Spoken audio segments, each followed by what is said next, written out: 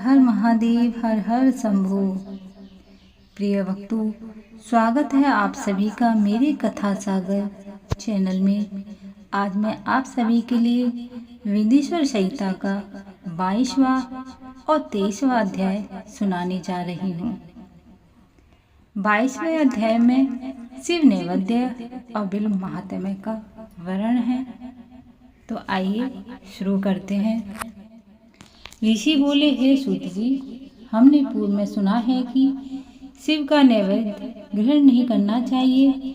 इस संबंध में शास्त्र क्या कहते हैं, इसके बारे में बताइए तथा बिल्व के महात्म्य को स्पष्ट कीजिए। सूत जी ने कहा, हे मुनियों, आप सभी शिव व्रत का पालन करने वाले हैं, इसलिए मैं आपको प्रसन्नता पूर्वक सारी बातें बता रहा हूँ। आप ध्यान पूर्वक सुने। भगवान शिव के भक्त को जो उत्तम व्रत का पालन करता है तथा बाहर भीतर से पवित्र व शुद्ध अर्थात निष्काम भावना से भगवान शंकर की पूजा अर्चना करता है, शिव नैवेद्य का अवश्य भक्षण करना चाहिए, क्योंकि नैवेद्य को देख लेने में से ही सारे पाप दूर हो जाते हैं। उसको ग्रहण करने से बहुत से पुण्य का फल मिलता है। नैवेद्य को खाने से हजारों और अरबों यज्ञों का पुण्य अंदर आ जाता है। जिसके घर में शिव जी की नैवेद्य का प्रचार होता है, उसका घर तो पवित्र ही बल्कि वह साथ के अन्य घरों को भी पवित्र कर देता है। इसलिए सिर झुकाकर प्रसन्नता पूर्वक एवं भक्ति भावना से इसे ग्रहण करें और इसे खा लें। जो मनुष्य इस ग्रहण करने या लेने में विलंब करता है वह पाप का भागी होता है। शिव की दक्षिणा से युक्त शिव भक्त के लिए नैवेद्य महाप्रसाद है। जो मनुष्य भगवान शिव के अलावा अन्य देवताओं की दीक्षा भी धारण किए हैं, उनके संबंध में ध्यान पूर्वक सुनिए। ब्राह्मणों, जहाँ से शालग्राम शिला की उत्पत्ति होती है, वहाँ उत्पन्न लिंग में, रसलिंग में, पाषाण, रजत तथा स्वर्ण से निर्मित लिंग में देवता तथा सिद्धों द्वारा प्रतिष्ठित लिंग में केसर लिंग, स्फटिक लिंग, रत्न निर्मित लिंग तथा समस्त ज्योतिर्लिंगों में विराजमान भगवान शिव की नैवेद्य को ग्रहण करना चंद्र व्रत के समान पुण्यदायक है। शिव नैवेद्य भक्षण करने से एवं उसे सिर पर धारण करने से ब्रह्म हत्या के पाप से भी छुटकारा मिल जाता है और मनुष्य पवित्र हो जाता है। परंतु जहाँ चांडालों को अधिकार हो वहाँ महाप्रसाद भक्ति पूर्वक भक्षण नहीं करना चाहिए। बाण लिंग, लोह निर्मित लिंग, सिद्धलिंग, उपासना से प्राप्त अर्थात सिद्धों द्वारा स्थापित लिंग, स्वयं भूलिंग एवं मृत्युओं को जहाँ पर चंड का अधिकार नहीं है, जो मनुष्य भक्ति पूर्वक स्नान कराकर उस जल का 3 बार आचमन करता है, उसके सभी कायिक, वाचिक और मानसिक पाप नष्ट हो जाते हैं। जो वास्तु भगवान शिव को अर्पित की जाती है अत्यंत पवित्र मानी जाती है। हे ऋषियों, बिल्व अर्थात बेल का वृक्ष महादेव का रूप है। देवताओं द्वारा उसकी स्तुति की गई है। तीनों लोक में स्थित सभी तीर्थ विलंब में ही निवास करते हैं, क्योंकि इसकी जड़ में लिंग रूपी महादेव जी का वास होता है। जो इसकी पूजा करता है वह निश्चय ही इसे प्राप्त करता है। जो मनुष्य बिल्व की जड़ के पास अपने मस्तक को जल से सींचता है, उसे संपूर्ण तीर्थ स्थलों पर स्नान का फल प्राप्त होता है। बिल्व की जड़ों को पूरा पानी से भरा देखकर भगवान शिव संतुष्ट एवं प्रसन्न होते हैं। जो मनुष्य बिल्व की जड़ों से अर्थात मूल भाग का गंध पुष्प इत्यादि से पूजन करता है, वह सीधा शिवलोक जाता है। उसे संतान और सुख की प्राप्ति होती है। जो भक्ति पूर्वक पवित्र मन से बिल्व की जड़ में दीपक जलाने वाला मनुष्य सभी पापों से छूट जाता है। इस वृक्ष के नीचे जो मनुष्य एक शिव भक्त ब्राह्मण को भोजन कराता है, उसे 1 करोड़ ब्राह्मणों को भोजन कराने का फल मिलता है। इस वृक्ष के नीचे दूध घी में पके अन्न का दान से दरिद्रता दूर हो जाती है।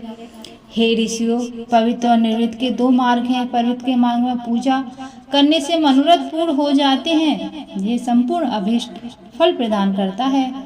किसी सुपात्र गुरु द्वारा विधि विधान से पूजन कराएं। अभिषेक के बाद अगहनी चावल से बना नैवेद्य अर्पण करें। पूजा के अंत में शिवलिंग को सपुट विराजमान घर में किसी शुद्ध स्थान पर रख दें। निर्वृत्त मार्गी उपासकाओं को हाथ में ही पूजन करना चाहिए। भिक्षा में प्राप्त भोजन को ही नैवेद्य के रूप में अर्पित करें। निर्वृत्त पुरुषों के लिए सूक्ष्म लिंग ही श्रेष्ठ है। विभूति से पूजन करें तथा विभूति को निवेदित करें। पूजा करने के उपरांत लिंग को मस्तक पर धारण करें। 23वां अध्याय शिव नाम की महिमा। ऋषि बोले, हे व्यास शिष्य सूत जी, आपको नमस्कार है। हम पर कृपा करके हमें परम उत्तम रुद्राक्ष तथा शिव नाम की महिमा का महात्म्य सुनाइए। सूत जी बोले, हे ऋषियों, आपने बहुत ही उत्तम तथा समस्त लोगों के हित की बात पूछी है। भगवान शिव की उपासना करने वाले मनुष्य धन्य हैं। उनका मनुष्य होना सफल हो गया। साथ ही शिव भक्त से उनके कुल का उद्धार हो गया। जो मनुष्य अपने मुख से सदा शिव नामों का उच्चारण करता है, पाप उनका स्पर्श भी नहीं करता। भस्म, रुद्राक्ष और शिव नामी त्रिवेणी के समान महापुण्य में इन तीनों के निवासी दर्शन मात्र से त्रिवेणी के स्नान का फल प्राप्त हो जाता है। इनका निवास जिसके शरीर में होता है, उसके दर्शन से भी पापों का विनाश हो जाता है। भगवान शिव का नाम गंगा है। विभूति भस्म यमुना मानी गई है तथा रुद्राक्ष को सरस्वती कहा गया है।